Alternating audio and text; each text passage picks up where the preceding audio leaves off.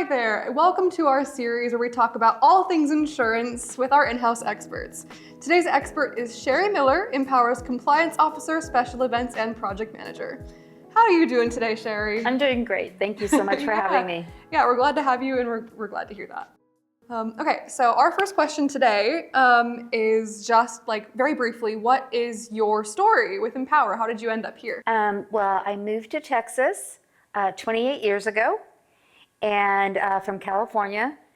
And this was the first job I applied for when I got here, and I've been hired, so I've been here for almost 28 years now.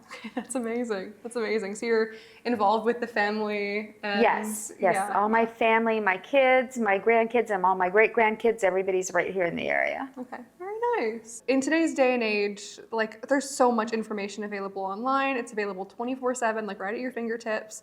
And some things that I've heard about, or like some qualms that I've heard about hiring an agent is that, oh, well, I can just do it myself. Like I can just sort through all of the information on my own.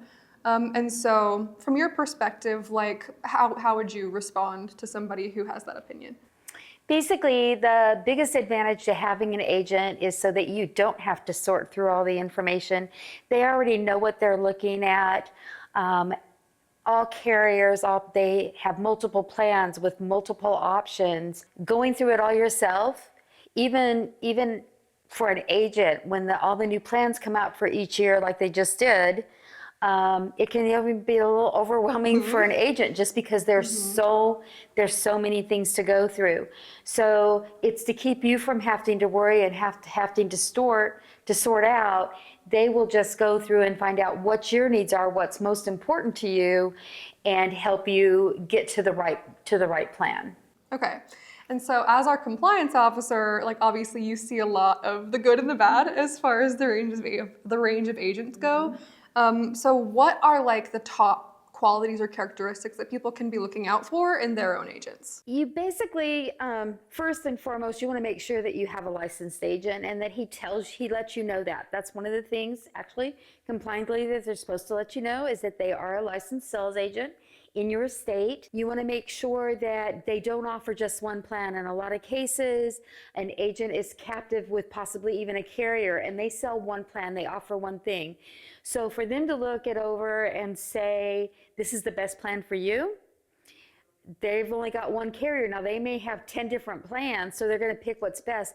But overall, if you look at a whole group of different carriers, you're going to find different benefits, different costs, just all around they're going to be quite a bit different. So it's important that you have that person that has multiple carriers that they can look through for you to make sure they've got you on the best plan. What about like character traits? Is there anything specific there? Very important is you want to find somebody that not only listens to you, but actually hears you. You don't want somebody that comes in and they just lay all the plans out to you. You want somebody that's going to talk to you, listen to you, not cut you off when you're talking. I know I have a problem with that sometimes myself with my family, but you want to make sure they're listening to you and what you're actually saying. And you have the freedom to speak up to them, that they listen. And you also want to look for somebody that is, like I said, has your best interest at heart, and someone that doesn't sell you a plan and you never hear from them again. You want to find somebody that's going to be with you throughout the year. So they should probably contact you a minimum of 4 times a year. And are they not necessarily to sell you new plans? They might offer you some other things that are out there, some of the different ancillary type products and things, but they should be checking on you to make sure you got your cards in before the first of the year, especially if you're getting enrolled with a January 1st effective date. They should be contacting you before then to make sure you got your cards. They should follow up with you just probably by the end of January. Make sure, have you used your benefits? Has everything gone well? Did you have a problem making appointments? And then even again, is everything going good? You're not having a problem with your doctors, claims, all your claims going through. They should even follow up with you on your birthday, maybe send you a little note or just a text or whatever you've agreed on is your mode of communication. They should just stay in touch with you and make sure that everything is consistently going the way it's supposed to. And then they should also be following up with you probably like September timeframe is a big one, because now we're starting to get close to the next year. Plans change every single year. So you want somebody that knows you and is already like on top of things and ready to set up appointments with you to go over what, do you have any changes you need? Do you have any new doctors we need to add on? Whatever, because the new plans will be coming out, and it's just not unusual that you may have to change your plan for the upcoming year, because there are sometimes huge changes in the plans. So you want that person that's going to be there for you all along the way. If you call them and leave a voicemail, that they return those calls, that they're back. So you want to make sure that they're interested in you, and they're staying on top of everything for you. Okay.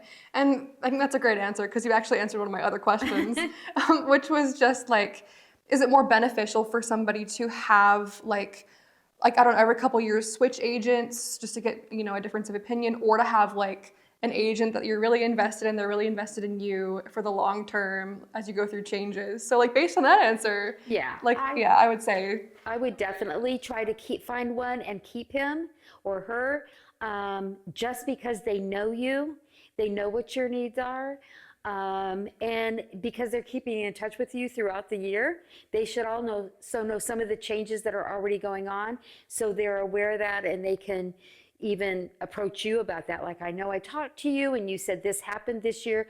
I think we need to look at maybe some other options for you this year that would fit your needs a little bit better. Mm-hmm. Or like, I know your family's moving, or like, I know you're welcoming a new baby. That kind of information is something you can only really have like with a long-term relationship agent. So yeah, okay, cool. Another one of my questions is just like, can you think of any red flags as far as traits go that people should be looking out for in their agents? I would like to say all agents are good agents, but all agents are not, or sometimes not. So it's just really important, if he signs you up for a plan and you don't hear from him, that's a huge red flag.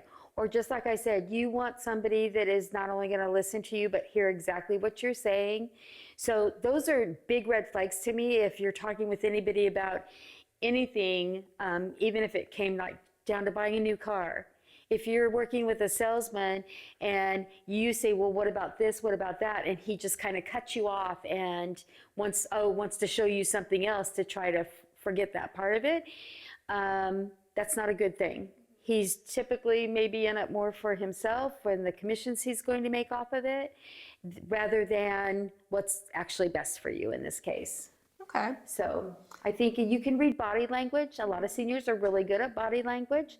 And he needs to show that interest in you. Yeah. And not treat you just like another policy or just anybody else. Right, like they're there to serve your own you. individual person. Mm-hmm. Right, okay. If you knew somebody who was going to meet with an agent for the first time, are there things that they could do to prepare to make that meeting like as productive as possible? I mean, we talk a lot about what agents can do to serve their clients, but is there anything that clients can expect or do to help their agents? There are. Before the agent comes, needless to say, he's trying to find the plan that best fits your needs, but he's going to need a lot of information for you. So the more ready you can be for him, the easier it is for you. The less time it's going to take. Sometimes going through these plans can take quite a bit of time by the time they go through all the benefits and all the needs. So it's important that you have like all your medications ready for them when they come, because that's one thing, and that's something that can vary greatly between the different plans, is what medications they cover. Or for Medicare and prescription drug plans and stuff, they have what they call tiers. And that's the different levels. They're usually anywhere from 4 to 6 tiers. Each one of those tiers may have a different copay. It's a different type of a drug, things of that sort. So they need to be able to look at all those to see where it fits in a particular carriers. You need to make sure that you have a really good list of all your doctors, not just your primary care doctor, but you want to make sure that you have all your specialists that you see. If you use a particular pharmacy, all that information is very helpful to them. And I know I have the issue too. A lot of people do that. Sometimes when somebody sits down to ask, if you're not really you might forget. Oh, I forgot about this doctor, or I forgot about that. Oh, I take this. Oh, I forgot about that one. So it's really important, and it's easier for them if they have everything ready before the agent gets there. That way, they're not scrambling while he's there, and that makes them usually a little bit more nervous. But it just makes everything a whole lot more helpful for him when he's there, because he's going to have to look up every single doctor you see, make sure he's in the network.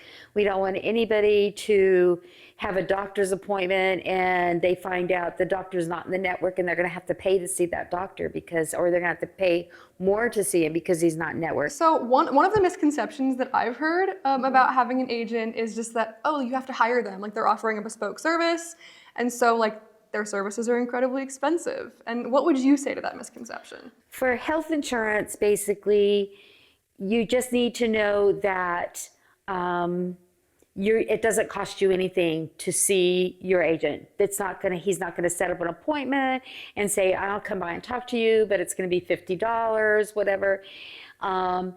They also are supposed to explain to you that they do make a commission. So it's not like they're completely doing it free. It's not costing you anything, but the insurance carrier that you have pays them a commission. What you do need to know is that in saying that everybody, I believe, should have an agent that has their best interest at heart and has a full scope of different plans out there. It's also not costing you more to use an agent, because if you were to have insurance with a particular carrier and you go straight to the carrier for it, what the cost is going to be the exact same thing as the agent that helped you with it. You're not going to pay any more for that plan because you used an agent. So the cost to you is the same. So there's nothing in what they do in health insurance that would vary by about havhaving an agent, because there is no cost to you at all for using that agent. It can only help. It can only help you. Mm-hmm. Okay, awesome. Well, Sherri, thank you so much for sitting with me today and answering my questions. And for our viewers out there, if you're interested in seeing more content like this, don't forget to like and subscribe. And we will be seeing you in the next one. Bye. Bye.